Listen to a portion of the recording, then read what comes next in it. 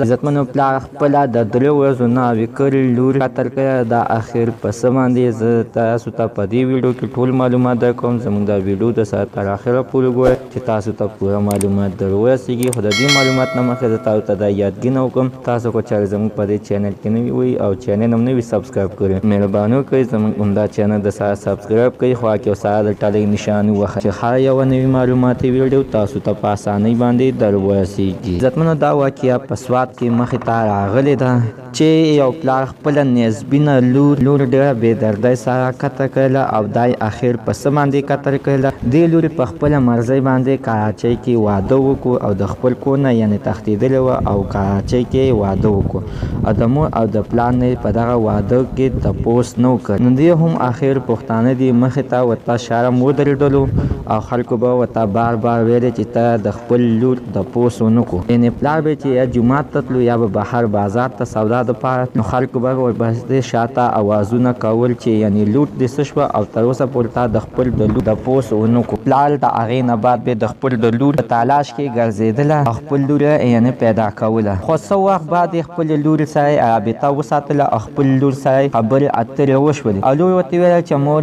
پلاره ما خو دغه شانتې واده کړی دی. پلار ورته ویله هېڅ خبره نشته، راځه خپل کور ته خلک ودونه کوي او خپل لور یې په نرمۍ کې واخیستله او کور ته یې راوغوښتله. خو پلار دغه ټیم کې تمانچه راواخیستله چې څه ټیم کې لور کور ته رادننه شوله او کور ته رادننه شوله چې څه ټیم کې کوټې ته دننه کېدله. نو دغه ټیم کې خپله لور یې ډېره بېدردۍ سره قتل کړله. خو عزتمنو یو طرف ته یې ډېر ښه کار وکړو ځکه چې د خلکو خبرې ورته مخې ته ودرېدلې او د دغې د وجې نه یې خپله لور هم قتل کړله او لور هم دغه غلطي کړې وه چې بغیر د پلار او د مور نه یې واده کړی. عزتمنو ستاسو د دوی په اړه باندې یعنې څه خیر دی چې دې جینۍ یعنې ښه کار کړی چې ده د مور او پلار نه علاوه واده کړی او پلار به یې قتل کړله. حتما سره خپله رایې لاندې په کمنټ کې شریکه کړئ. موږ د سره نننۍ معلومات ته د دې ځای پورې د نوي معلومات دپاره د سره زموږ دا چینل د سره سبسکرایب کړئ، خوا کې سره د ټلۍ نشان ووهئ. هر یوه نوي معلوماتي ویډیو تاسو ته په اسانۍ باندې در ورسیږي.